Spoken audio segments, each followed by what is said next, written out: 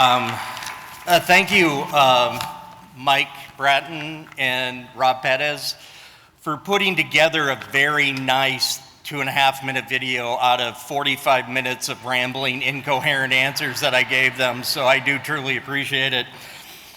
And also, even though I've been working here for about 20 years, or actually a little over 2 decades, many of you still might only know me as Lisa's brother, so that's definitely, I'm Robert Muilenburg, advisor for the Foghorn Journalism professor.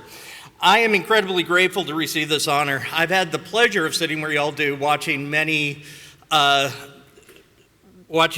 deserving, qualified professors who have received it over the last 20 years, and I'm very proud to be able to be a part of that. I want to first thank my wife, Natalia.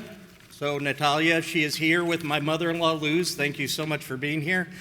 Not just for being a very talented journalist who covers election issues for the state of Texas, but being an outstanding copy editor. If she had not been helping me along, I'm not sure exactly what my application for this award would have looked like. So she has always been, it's good to marry somebody who can copy edit you. I want to thank Rachel Geneshy for nominating me for this. I appreciate it.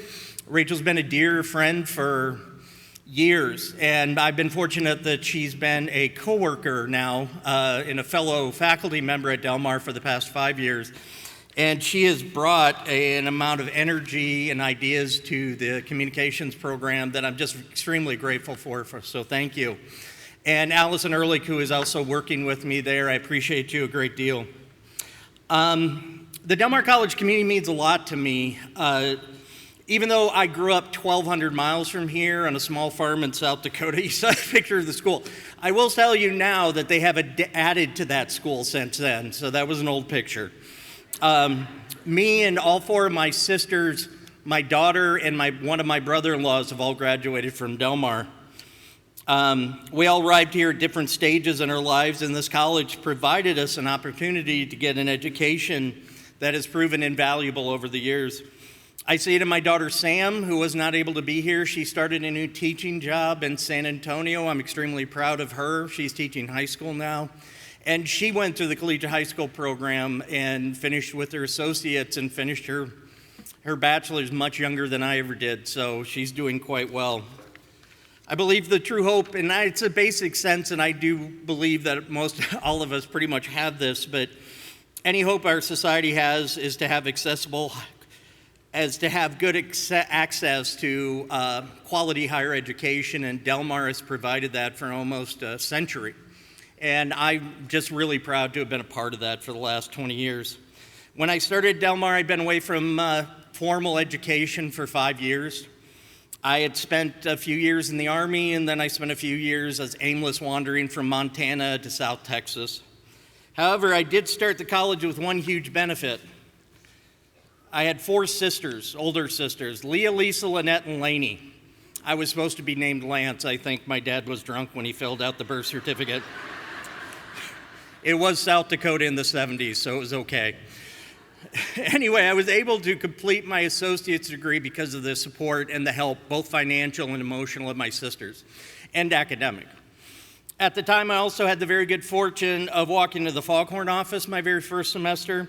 I had learned photography when I was in the military, and so it made sense to me to go maybe see if they needed some help on the paper. And this is where I met Dr. Manuel Flores. He taught me journalism and advised the Foghorn. He taught journalism and advised the Foghorn for 16 years prior to taking a position at A&M Kingsville. Flores had shown me that patience and understanding could mix with hard work and high standards. As a non-traditional student at the time, his approach to teaching and mentorship was really kind of what I needed at that moment. And he was one of the greatest factors in me actually teaching today. He brought an energy to the classroom that I found very engaging, and I've been trying to emulate him ever since. Flores actually gave me my first opportunity to teach and helped guide me to the profession, and for that I'm going to be forever grateful.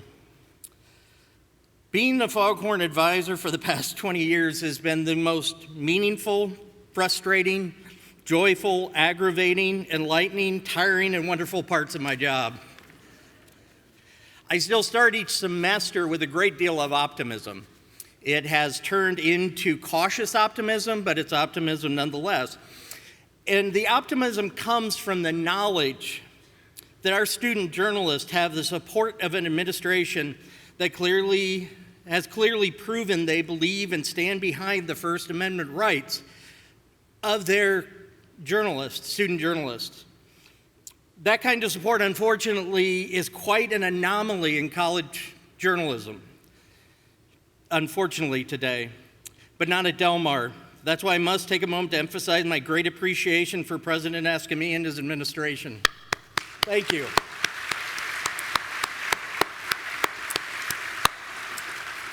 I also owe a special thank you to Augie Rivera, Del Mar College General Counsel.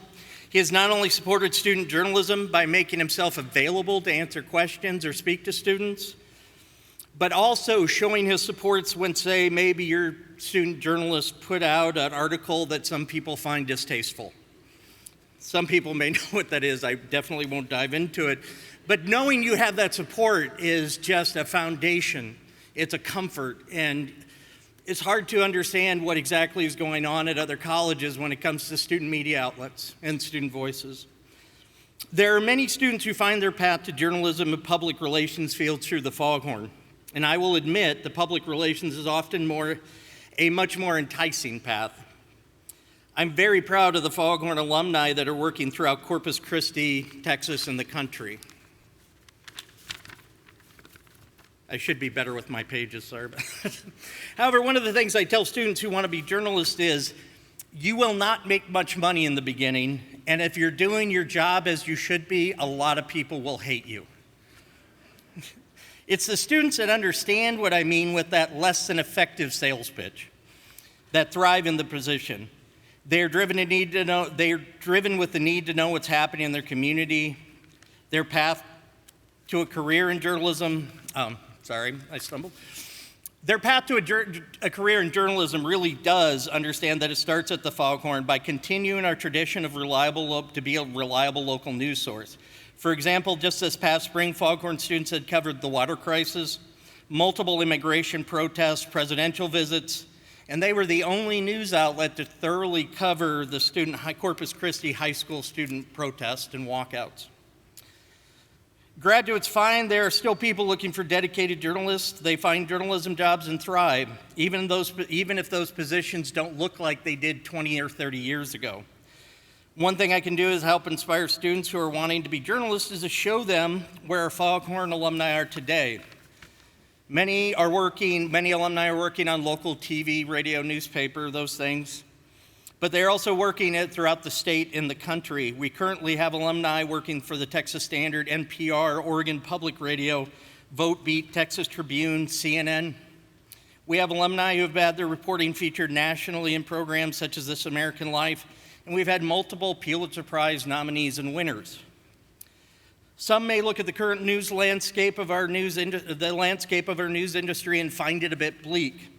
It is true that many of our traditional news outlets that were successful through a form of advertising that no longer exists have become consolidated by huge private equity firms that are still stripping them down and squeezing them of every resource available for profit. But there are still a great number of journalists who are doing outstanding work despite those personnel cuts to personnel and resources. Thank you. I would argue there's still great resources for quality, reputable, professional journalism available. We just must look a little harder and be a little more discerning. I had named be discerning, not just the outlets I had named previously, but many new and emerging community news operations.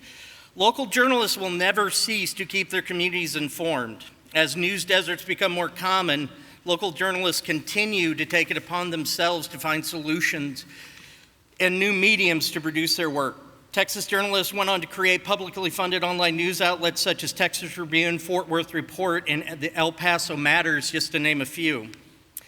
It is up to us not to just support news we like, but news we trust, because the journalist's commitment to accountability and truth Support those journalists and those newsrooms, because when you do, you will be supporting Del Mar College alumni. Thank you.